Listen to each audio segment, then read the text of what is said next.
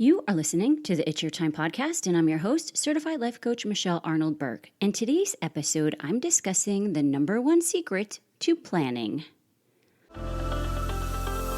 Welcome to the It's Your Time podcast, the podcast where busy professionals like you get the practical solutions and support you need to gain control of your schedule so you can strive to be the best in your career, but without the stress and overwhelm. If you're looking to increase your energy and decrease your stress, you are in the right place.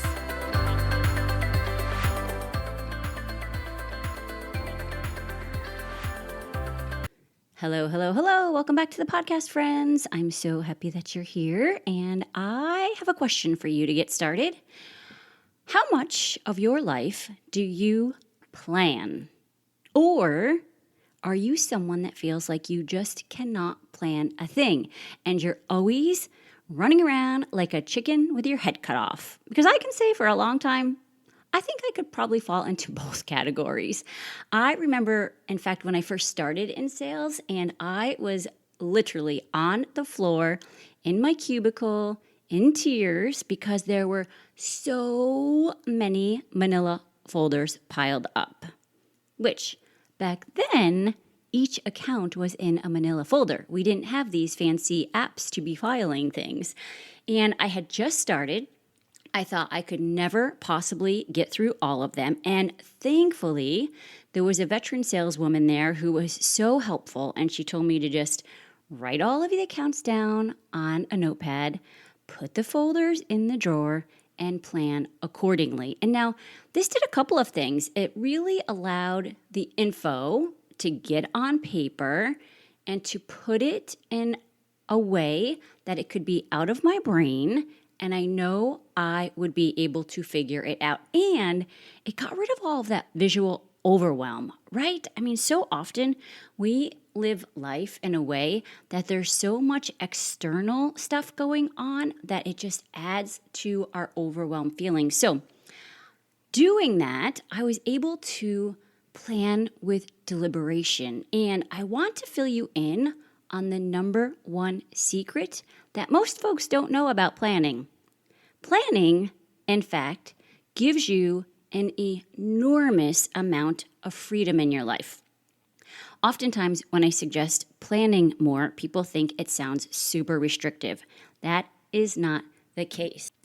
I used to always think of myself as a planner of sorts, but since coaching, that skill has become one of my superpower tools, I believe. And it took a while for me to really get it, especially as I started in device sales, because there is a lot of the day-to-day that changes, of course, based on the OR schedules, patients maybe not showing up for appointments, or offices forgetting to tell us about appointments. And yes, I still plan, and I love it. So I want you to first pay attention to what comes up in your brain when I suggest planning more of your life. I'm currently working with someone on this who insists she is not a planner, and yet she knows exactly when she has to plan to get her kids to school. She knows when she has to plan to get to her volunteer position. She knows when she has to plan her business meetings. So when you tell yourself you're not a planner, it just adds this extra layer of resistance to the process, and it will ultimately end up holding you back. And it's just a lie. We all have some plans at some level. So I want to first suggest you just be open to considering I'm learning new ways to plan. A lot of times we feel overwhelmed and anxious because we try to keep all of the things that we have to do in our head. Our brains are not meant for storage, friends. They are meant for processing. So taking the one step of just getting it all out on a piece of paper or a notes app, I love the Things app, whatever works for you, that will free up some space in your brain and give you a little relief. Now, I've talked a lot about planning in many podcasts here. And as I've learned more, some of what I suggest has actually evolved as well. And I'm loving the new system that I have now. So I want to share some of it with you. Each week, I like to write down what I have to get done. Let me back up for a moment here. In order to plan what we need to get done, we have to know what the goals are, right? So, what are your annual goals? Think about this from a personal and professional standpoint. Why are they important? And then, under that, what are your quarterly goals that support the annual goals? And why are they important? And then, under that, what are your monthly goals? And why are they important in supporting your quarterly goals? And we keep going down the line. So, what are your weekly goals that support your monthly goals, that support your quarterly goals, that you guessed it, support your annual goals? I talk about the importance of setting priorities and being crystal clear about them. And the way you do that is by naming it. Name what your goals are. So now you have a starting place. Let's look at the weekly goals. It's important to plan the action items that are going to be the needle movers on your goals. And I don't want you to confuse this with tasks. Tasks can be something like answering emails, doing laundry, the things that need to get done, but don't really support the goals. So let's continue to break it down and let's keep it simple. You choose 1 to 5 goals per week that if you do them, that will move you closer to your ultimate goals. For example, one of my quarterly goals for coaching is to increase the number of subscribers on my email list. So a weekly goal might be complete a free guide and send it off for women who want to excel in their career, but without the stress and overwhelm. This is actually perfect timing, by the way, to get started because here we are at the end of the month. So you can just pick up where we are at, just do your goals for the end of the year, and then back them up into the quarters and months and get started on your weekly and daily. And once you have your weekly goals, then you plan each day. Now, do this in a way that sets up your future self for success, like you tomorrow night up for success, okay? You can plan the day the night before, or I prefer planning in the morning. And the way you do it is look at your goals and what are 1 to 3 do goals that you can complete in order to get to the bigger goals. And if on a couple of days it's only one goal, that is totally fine. There are days when you might have the kids home, for example, or it might be end of quarter and all hands on deck. Do this in a way that might make you feel a bit uncomfortable, but not in a mean girl way, right? We want to feel uncomfortable because we're doing something different, but not because we're beating ourselves up. And it might just be a little uncomfortable because you haven't really done it this way. And take time to assess what you were able to get done from your plan and what you were not able to complete, and then just get curious as to why that happened. Consider it a learning process as you dial in getting your schedule on point. You will be amazed at what you learn once you start assessing. The problem is, most of the time, we're just reacting to life, and we're taking the calls and responding to the emails with this urgency of a fire drill. And that's not always needed. I want you to be more strategic with your life. When you have a plan, your brain is focused on the task at hand, and you're less likely to be distracted by the shiny objects. You know, those things that take the focus off of your needle-moving activities. And I get it. It is sometimes way more comfortable to do what we know. Challenge that. If we don't change what we are doing, we won't change the results in our life. And I might even be so crazy to suggest planning things like your food. I love this. Again, what did your brain just say when I suggested that? It's just really great info to know, right? Because if you said, she's crazy, I don't have time for that, I would again say, your brain is lying to you. Of course you have time. I want you to notice every time you tell yourself or someone else you don't have time. Substitute that for you don't want to. Just call it like it is. If you are saying you don't have time, it simply means it's not important to you. You have other priorities. Something else is in front of that. And that is totally fine. But just own it, because when we tell ourselves we don't have time, it sounds so victim-like, and it's way more empowering to just know it's not something that you want to do. Because we all have the time, we just all choose to do different things with it. And I like to take maybe 2.5 hours on Saturday and pack all the lunches. I make all the eggs for the breakfast, and sometimes I'll even prep some of the components of our dinners. And you know what that does? It's the secret I mentioned earlier.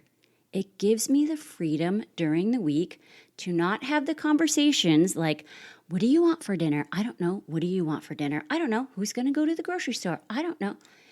Ay, ay, ay, and then walk aimlessly around the grocery store. Now that to me is such a waste of time and energy. And I plan foods that I know I will like. This is not supposed to be something that is a punishment to us. Because at this point, sometimes people will ask, well, how do I know if I will feel like having what I made? That's an easy answer. You decide in advance that you will feel like it. Make sure you're putting something on the plan that you will enjoy. And I like to think about it like I'm setting my future self up for success. Totally hooking up Mab on Wednesday when she's stuck in a case late. And I already have the food ready for her to go, right? It's just such a different mindset. I've done it also along the lines of wine. And when I work with clients who want to cut back on wine, it's what I teach them. Plan 1 or 2 glasses of wine and then stick to that. You prime your brain to know what the deal is. Now, especially around this wine part, I'm not saying that you might get to the second glass of wine, and if you have normally been having 3 or 4, your brain might be like, oh, come on, 1 more. Now, that will open up a great opportunity for you to get curious. Curious about why it is that you want to escape with the wine, and why you might not think it's important to honor the commitments that you've made to yourself. And that could be an entirely other podcast, but I would suggest that you just start planning more. Plan when you're making these plans, friends. I want you to plan initially at a foundational level that will show your brain that you will honor the commitments to yourself. So if you want to put Oreo cookies on your plan, do it. If you want to put 3 glasses of wine on your plan, do it. We're getting into the skill set of learning how to honor the commitments that we make to ourselves. And then maybe you pick 1 day during the week and you cut back on a glass of wine. Or maybe you take out the Oreos, right? Because now the relationship that you have built with yourself is going to be more solid. Same with planning your time. Start with small areas that you know you can stick to, and that trains your brain to know what is going on. And it reinforces that when you say you will do something, you do it. That allows the freedom of the chatter after, for example, having the wine. Like, I shouldn't have had that. I'm not going to have any tonight. And then you get home after a long day and say, screw it. And the cycle continues. Planning gives you so much freedom. And the other part of planning that I've often had questions around is, how do I know how long it will take to schedule these activities? Especially if you're doing something new in your life, right? Great question. The answer is, you guess. Just take a guess. As humans, we often overestimate what we can get done in a day, and we underestimate what we can do in a year. And most times, research shows that an activity will take as long as we allow for it to get done. Think about your school projects. Most of the time, you didn't need 3 weeks leading up, right? You probably did it like a couple days before. But imagine if you flipped that and you did the projects in the first couple days, and then you didn't have to think about it for the 3 weeks leading up. So, like I said, just guess. And then you put it on the calendar, and then you do it, and then you assess if you need more or less time. And be honest. If you need more, do you really need more, or were you dilly-dallying, like checking out the socials in between? If you're saying you're getting something done in a set amount of time, Focus on that. And you become so much more efficient when you have time limits on activities. And I will also say a great tip is once you write down the things that you have to do for the day, take a look at the list. And are there one or two items that if you did them, you could actually knock a few other items off your list? This, again, is one of the important parts of planning. Getting it out on paper will allow you to see if do you really have to do all of the things that are jumbled up in your brain, because sometimes just doing X can take care of Y and Z, but we need to be able to see it to plan for it. Again, freeing up more time for you. And maybe, just maybe, you can do more of what you love in life. You know, I would actually be curious about that. What is it that you want to be able to do more of? I'm going to post something on the socials for that. I would love to hear from you. Instagram, @MichelleBurke Let's chat about it over there. Okay, so let's do a recap here of a few things. First, what are your thoughts around planning? Are they useful in getting you to your goals?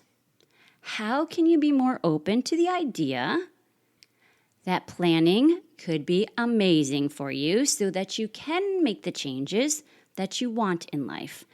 A lot of times people will say they feel stuck in life, and it's usually because you're just reacting to everything and not living on purpose, consciously, in a deliberate way. It's good to know, right? And maybe if you just make a couple of these small mind shifts, you might end up blowing your own mind. So get clear. What are your thoughts about planning?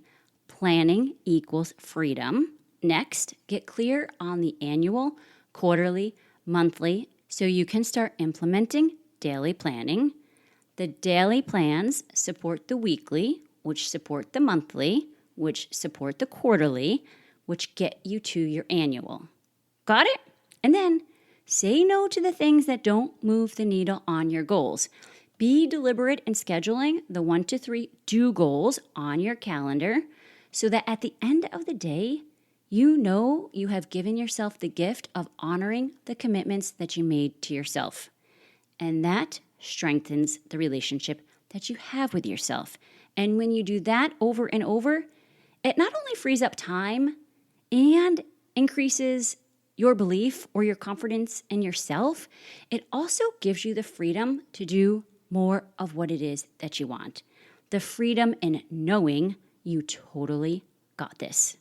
Okay, friends, listen, I have a new free guide for you, which starts having you take a look at just this idea. I share ways to excel in your career. Maybe that's increasing your sales or going for a promotion and doing it without the stress and overwhelm. I have some planning tips and questions in there, so go to michelleburkecoaching.com/3 steps. If you prefer, you can also just DM me your email and I will get it out to you. Again, Instagram @MichelleBurkeCoaching. Okay, that's what I have for you today. Let's circle back next week, but for now, make it a great day. Take care.